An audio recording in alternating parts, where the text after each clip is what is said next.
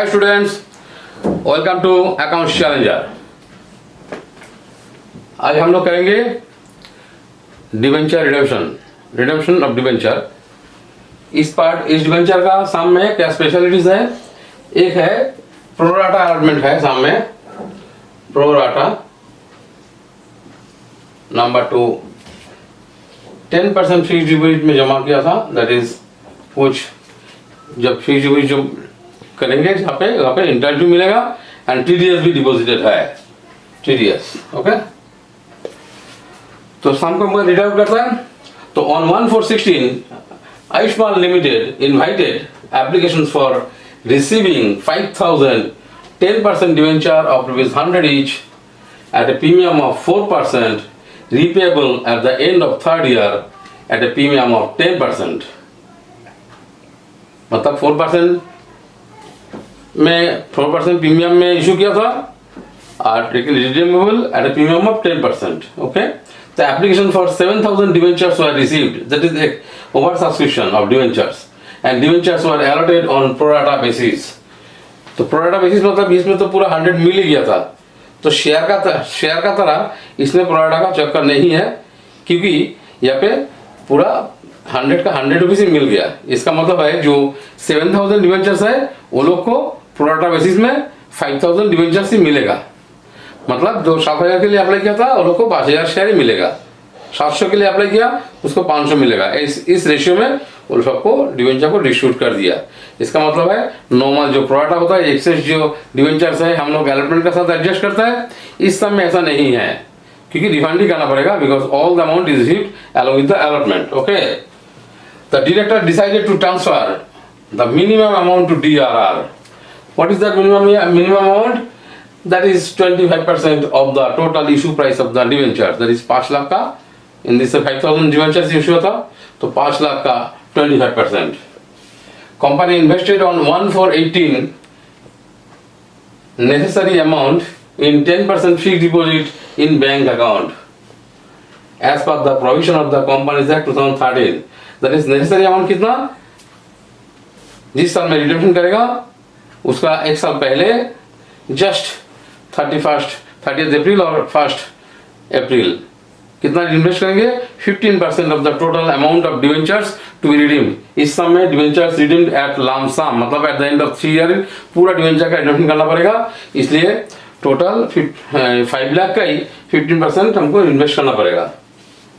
Tax deducted source by the bank at 10% per annum. मतलब हम लोग को जो फिक्स्ड डिपॉजिट में इन्वेस्ट किया था उसमें से हमको इंटरेस्ट भी मिलेगा 1 साल का, तो उसी इंटरेस्ट का पर बैंक हमारा टीडीएस काट के बाकी पैसा हमको मिलेगा, हमको मतलब कंपनी को मिलेगा। ओके, पर journal entries at the time of issue and also redemption. Ignore writing of loss on issue of debentures and interest also and interest. इसमें कितना डिवेंचर्स? 10% डिवेंचर, सबको 10% में थोड़ा सा प्रॉब्लम हो जाएगा, इसको 12% डिवेंचर कर देता है, क्योंकि यहाँ पे भी 10% है, यहाँ पे भी 10% है, सबको थोड़ा से डाउटफुल हो जाएगा, इसलिए डिवेंचर का फेस वैल्यू दे दिया 12%। ओके, तो हम लोग जर्नल करता है इशू ऑफ डिवेंचर का normal journal. Okay, so first journal is bank account debit to debenture application and allotment. कितना? कौन सा डेट? 1/4/16। कितना अमाउंट? 5,000 एप्लीकेशन किया था, लेकिन एप्लीकेशन आ गया 7,000, तो 7,000 इंटू 104 एट 4% प्रीमियम, मतलब 100 रुपया का 4% 4 रुपया, तो 104 रुपया में तो कितना आ रहा है? 7 लाख प्लस 80,000 28,000, 7,28,000 हमको मिल गया। Okay, next debenture application and allotment debit, because पूरा debenture application and allotment account debit, क्योंकि डिवेंचर जो एप्लीकेशन अलॉटमेंट मिला वो अल्टीमेटली डिवेंचर में ट्रांसफर होगा। Loss on issue of debenture debit, loss on issue of debenture account debit, loss क्यों? Because redeemable at a premium of 10%, इसलिए that loss to 12% debenture जो अभी हम चेंज किया था to SPR securities premium reserve because debenture issued at a premium, इसलिए SPR होगा, and to premium on redemption of debentures, on redemption of debenture. तो हम लोग इस काम करने से वो इशू का जो नॉर्मल जर्नल होता है सब हम लोग यहाँ पे भी सीख लिया है दोबारा। ठीक है, तो डिवेंचर एप्लीकेशन एलिमेंट कितना 7,28,000, लॉस ऑन इश्यूड डिवेंचर कितना प्रीमियम में हो रहा है 10% प्रीमियम। ठीक है, और यहाँ पे टू बैंक भी होगा एक ठो, बिकॉज प्रोवाइड एलिमेंट में हम लोग 7,000 डिवेंचर को तो ट्रांसफर नहीं करेगा, तो एक्स्ट्रा डिवेंचर को टू बैंक बोल के रिफंड भी कर देगा। कितना रिफंड करेंगे 2,000 डिवेंचर्स इंटू 104, 2,08,000, 2,08,000 हम लोग रिफंड भी कर देगा, 2,08,000। Okay, premium on redemption debenture कितना, premium on redemption debentures that is at a premium of 10%, तो 10%, तो 5 लाख का 5,000 इंटू 10% मतलब 10 रुपया 50,000,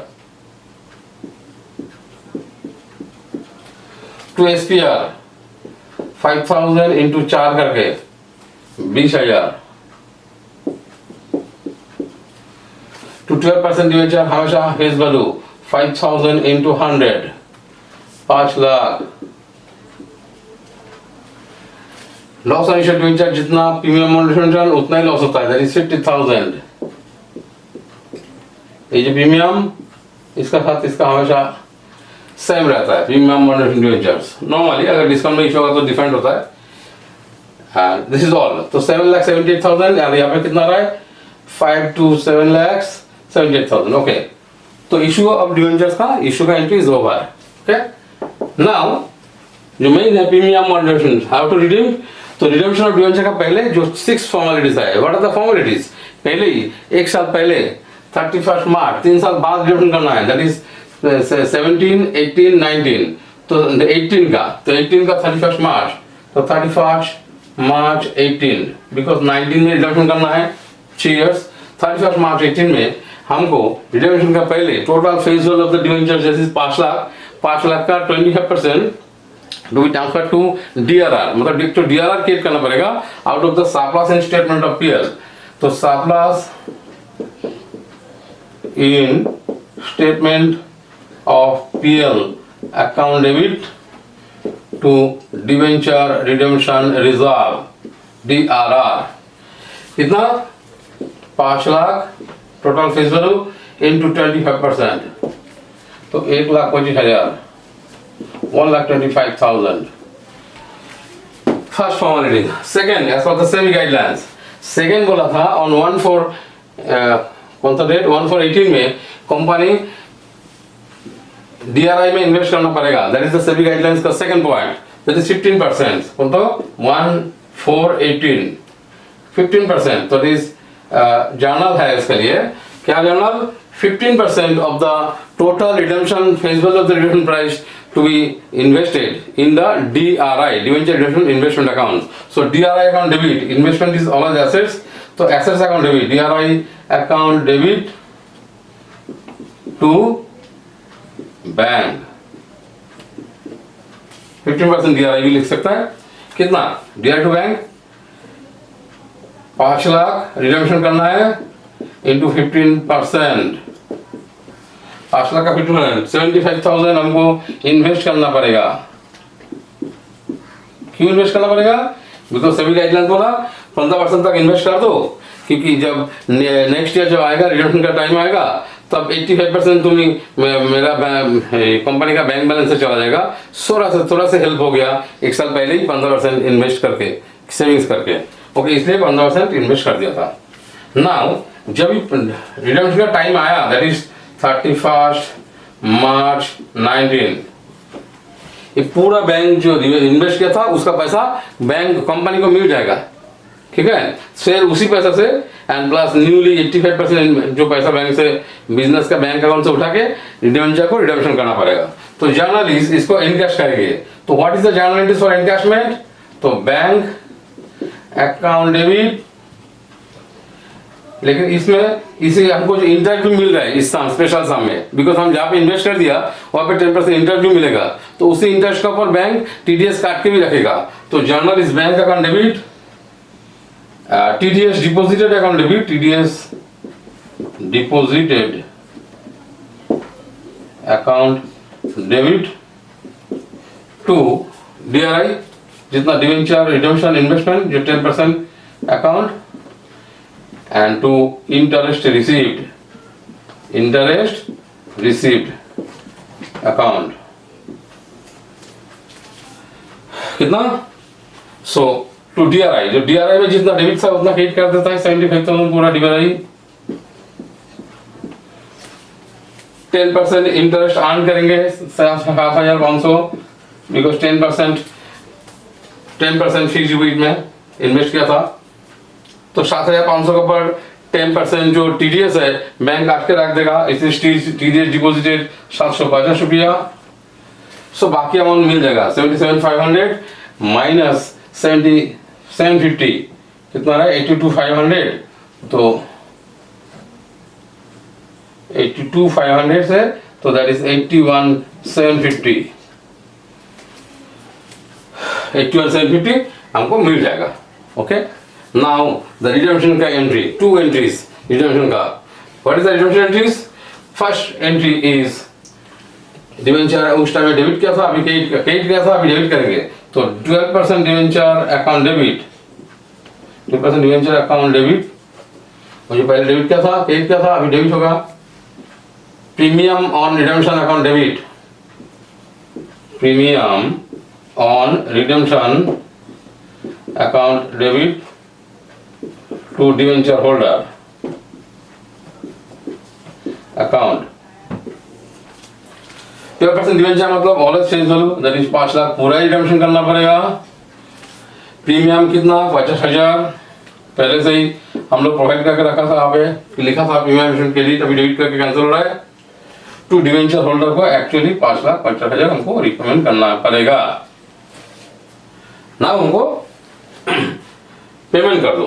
तो डिवेंचर होल्डर टू बैंक, तो ट्रांसफर कर दिया डिवेंचर होल्डर को, हमको कितना देना है, that is credit, it is a liabilities. तो debenture holder account debit to bank, जब पेमेंट करेंगे debenture holder account debit to bank, कितना? पूरा जितना डिवेंचर होल्डर को लिखा था पूरा पैसा ही देना पड़ेगा, 5,50,000। Now since all the debentures are redeemed और DRR अकाउंट में पैसा रख के फायदा नहीं है, immediately it will be transferred to general reserve। तो DRR account debit, debenture redemption reserve account debit, exam में फुल फॉर्म लिखना पड़ेगा, debenture redemption reserve to general reserve, फिर जनरल रिजर्व में ट्रांसफर कर देगा। Now this general reserve account कितना? DRR to general reserve, कितना DRR क्रिएट किया था? 1,25,000, पूरा का पूरा ही रिडम्पशन हो गया, तो पूरा पैसा ही हम जनरल रिजर्व में ट्रांसफर कर देता है। Now this amount is available for dividend now. Okay, this is all for this sum. Okay.